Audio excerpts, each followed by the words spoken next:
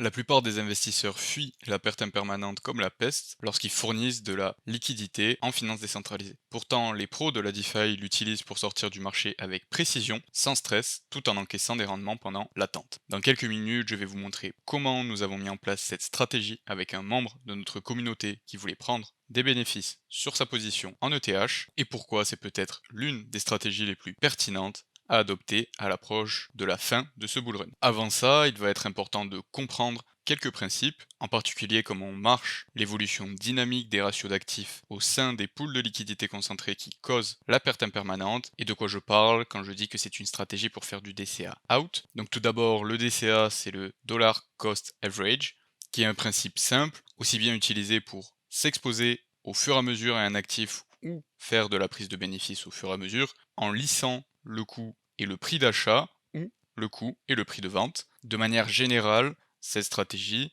est utilisée en faisant des achats ou des ventes périodiques automatisées d'un même montant systématiquement. Par exemple, toutes les semaines, j'investis 50 dollars sur le Bitcoin ou toutes les semaines, je vends 5% de mon bag d'Ethereum pour prendre des bénéfices car je pense qu'on s'approche du top du cycle et du nouvel ATH. Dans cette vidéo, je vais vous expliquer comment on peut améliorer cette stratégie en mettant à profit ces principes intéressants, c'est-à-dire ne pas avoir à vendre toutes nos cryptos d'un coup sans être certain d'avoir vendu au bon moment, ne pas avoir à s'exposer au FOMO, la fear of missing out, la peur de rater une opportunité et tous ces blocages mentaux et émotionnels qui sont bien souvent la partie la plus compliquée de ces cycles crypto pour la plupart des investisseurs, mais à la fois essayer de maximiser les profits que nous pouvons faire avec une sortie et une prise de bénéfice automatisée tout en générant des rendements en attendant qu'on atteigne notre prix cible. Donc on est parti de suite en s'attardant dans un premier temps, comme je vous l'ai dit, avec la mécanique même qui régit les pools de liquidité, leur fonctionnement et cet effet d'évolution des ratios d'actifs au sein même de la paire qui cause la perte impermanente. En effet, lorsque vous fournissez de la liquidité en liquidité concentrée, vous fournissez de la liquidité pour deux actifs. Dans notre exemple, ça sera l'Ethereum et l'USDC. Et lorsque vous ouvrez votre pool de liquidité, suivant le prix actuel et la fourchette de prix que vous avez définie, vous avez un pourcentage de chaque actif. Pour faire simple, on va dire ici qu'on a ouvert une fourchette de prix plutôt symétrique par rapport au prix actuel et qu'on a environ 50% d'USDC et 50% d'Ethereum dans notre pool de liquidité. Au fur et à mesure que des échanges sont faits par les traders, ça va faire évoluer le prix. Si la plupart des traders viennent acheter de l'Ethereum contre des USDC, poussant donc le prix de l'Ethereum à la hausse, ils viennent nous donner leurs USDC pour prendre des Ethereum lorsqu'ils achètent ces Ethers contre des USDC. Et donc logiquement, comme ils viennent acheter des tokens Ethereum avec leurs USDC, ils nous donnent leurs USDC et on leur donne les Ethers qui sont dans notre pool de liquidité. Donc au fur et à mesure que le prix de l'Ethereum va monter, on va se retrouver avec de plus en plus d'USDC dans notre pool de liquidité jusqu'à être exposé à 100% en USDC. C'est ça qui cause l'évolution dynamique du ratio d'actifs et le fait que nous n'avons pas le même ratio d'actifs entre, dans notre exemple, l'Ethereum et l'USDC au moment où nous ouvrons la position et au moment où nous la fermons. C'est également ce qui cause la perte impermanente, car la perte impermanente, c'est tout simplement un manque à gagner du fait que nous ayons automatiquement vendu nos Ethereum avant que ces derniers puissent profiter de tout le gain de valorisation potentiel qu'ils auraient pu avoir. Et donc c'est la différence entre si nous avions détenu nos Ethereum dans notre portefeuille en attendant que ces derniers augmentent en valeur, et ici où nous les avons vendus et échangés automatiquement contre des USDC en les fournissant dans la pool de liquidité concentrée. C'est ça qu'on appelle la perte impermanente, mais cette perte impermanente, elle vient être contrebalancée, et si vous avez bien fait votre travail pour paramétrer votre position et votre fourchette de prix, cette dernière vient être surperformée grâce aux frais de transaction qui sont collectés. Car à chaque fois que ces traders viennent faire des échanges, acheter vos Ethereum contre des USDC, ils viennent payer des frais, ces frais vous sont redistribués. Donc voilà comment ça marche et voilà ce que ça donne. Donc la chose à retenir, c'est que le prix de l'Ethereum qui monte, ça veut dire que les traders achètent les Ethereum de notre pool de liquidité et nous donnent leurs USDC. Plus d'USDC et moins d'Ethereum dans notre pool. Une fois qu'on a compris ça, comment on peut s'en servir pour mettre en place des stratégies de DCA. Toujours avec l'exemple de l'Ethereum et de l'USDC, lorsque nous fournissons ces cryptos, ici on va avoir un seul des actifs dans notre paire qui est volatile, c'est l'Ethereum. L'autre actif est un stablecoin, l'USDC, donc ce dernier n'a pas une valeur qui évolue. Dans ce cas-là, si le prix de l'Ethereum baisse, ça veut dire que nous vendons nos USDC et achetons de l'Ethereum automatiquement lorsque les traders viennent faire l'inverse, c'est-à-dire vendre leurs Ethereum et récupérer des USDC. Ici, quand l'Ethereum est à la baisse, on fait un DCA in, donc on vient s'exposer de plus en plus à l'Ethereum. A l'inverse, comme on vient de le voir dans l'exemple précédent, quand le prix de l'Ethereum monte, nous vendons nos Ethereum et nous achetons de l'USDC, car les traders font l'inverse, ils viennent acheter nos Ethereum et nous donner de l'USDC en échange. Donc là, on fait un DCA out quand l'Ethereum est à la hausse, car nous venons de plus en plus nous exposer à l'USDC. Les avantages de ces stratégies par rapport à du DCA classique, où on vient paramétrer une périodicité, comme je vous l'avais expliqué en début de vidéo, par exemple toutes les semaines, toutes les 2 semaines, tous les mois, on définit un montant qu'on va venir vendre ou acheter, c'est qu'ici, la vente ou l'achat se fait au fur et à mesure que le prix se rapproche de votre prix cible, au lieu d'avoir des ventes périodiques. Ce qui veut dire que vous pouvez déjà déterminer à l'avance, en définissant votre prix cible, qui sera la borne haute de votre fourchette de prix, quel montant vous voulez récupérer, exactement, suivant vos convictions et le prix cible que vous avez défini pour l'actif. Dans mon exemple, c'est de l'Ethereum, mais bien entendu, ça s'applique à n'importe quel actif que vous viendriez appairer avec un stablecoin. L'avantage avec ça, c'est que, effectivement, avec du DCA classique, vous allez pouvoir éviter le stress et automatiser votre prise de bénéfice. Mais si le marché met plus de temps que ce que vous aviez prévu à aller chercher son ATH et à gagner en valorisation, vous allez vendre une majorité de vos actifs à un prix plus bas et uniquement les dernières périodicités de vente seront à un prix plus élevé. Donc vous allez avoir du manque à gagner. Ici, étant donné que nous n'avons pas de périodicité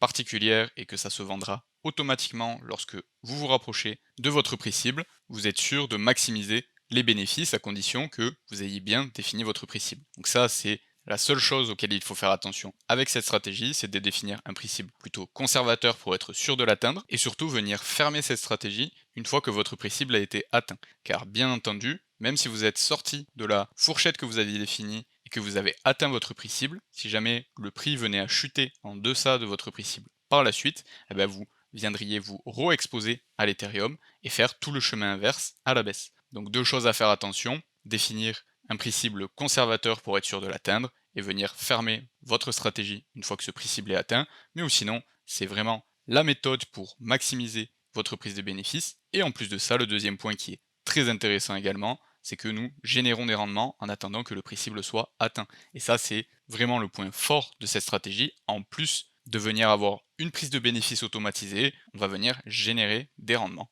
à côté de ça. Donc voilà un petit peu la stratégie, et avant d'aller voir en pratique comment on peut la mettre en place avec des outils, et un exemple concret, comme je vous l'ai dit, c'est une stratégie qu'on a mis en place avec un membre de notre communauté qui a participé au challenge FastPass 6 semaines, première édition que nous avions lancée en juillet. Cette session vient d'arriver à son terme, était un succès, et la prochaine session de ce challenge FastPass 6 semaines démarrera le 8 septembre pour la rentrée. Les inscriptions sont déjà ouvertes si vous êtes intéressé. Et attention, nous ne prenons que 6 personnes pour pouvoir accompagner chaque membre au plus près et s'assurer que nous puissions mettre en place un système qui lui permette d'atteindre ses objectifs et de répondre à toutes leurs questions.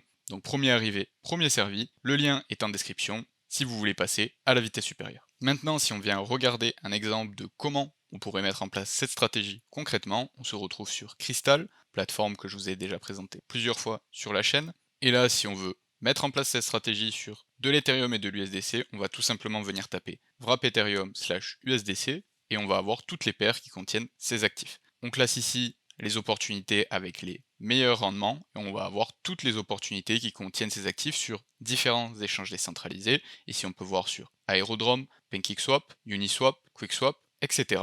Et sur différentes blockchains également. Là on a des opportunités sur Base, Polygon, Optimism, Arbitrum, etc. etc. Donc là, vous pouvez sélectionner soit l'opportunité qui a les plus hauts rendements si c'est uniquement ce qui vous intéresse, ou alors sélectionner plutôt une opportunité sur la blockchain sur lesquelles vous avez déjà les fonds si jamais vous voulez garder vos cryptos sur la blockchain de votre choix. Ici, par exemple, on peut aller regarder sur Aerodrome sur Base, la paire entre du wrap Ethereum et de l'USDC, car c'est celle avec la meilleure rentabilité. Donc, cliquons pour aller paramétrer notre pool de liquidité, et donc là on nous demande bien entendu, comme c'est de la liquidité concentrée, de venir définir une fourchette de prix. Pour ce faire, on va aller sur la charte de prix de l'Ethereum, et là ce qu'on va regarder c'est où en est notre prix. Actuellement au moment où je tourne cette vidéo, on est à 4400$ environ. On a une précédente résistance qui était vers les 4000$ qui est désormais un support, et on va probablement, après cette petite correction, aller chercher le précédent ATH qui est vers les 4886$.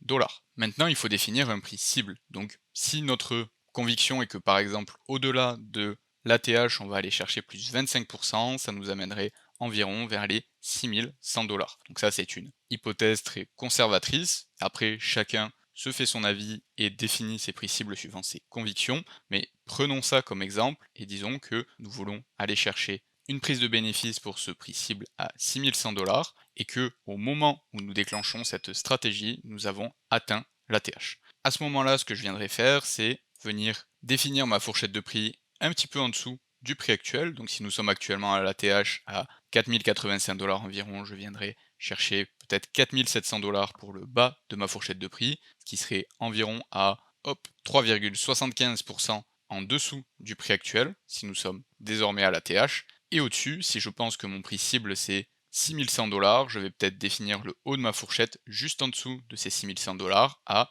6000 dollars. Donc là, on serait à 23% au-dessus de mon prix actuel environ. Donc définissons cette fourchette de prix sur Crystal. Au-dessus, on a dit 23% et en dessous, moins 3,75%. Donc ça vient nous ajuster la fourchette de prix suivant les ticks de la pool de liquidité qui sont possibles. Donc moins 3,59%, ça me convient. Et là, on est à 22,5 pour 23%. On va viser juste un peu plus haut. On va se mettre à 23,7. Là, si on regarde la fourchette de prix, c'est bien celle que nous avons déterminée, moins 3,5% plus 23,94% par rapport au prix actuel. Et vous pouvez voir qu'avec cette fourchette de prix, on est exposé à 85% à de l'Ethereum et à seulement 14,7% à de l'USDC. Cette fourchette de prix asymétrique à la hausse nous permet d'être exposé principalement au moment de l'ouverture de la position à de l'Ethereum, ce qui nous permet d'avoir un maximum d'Ethereum dans notre pool de liquidité afin d'avoir un maximum d'Ethereum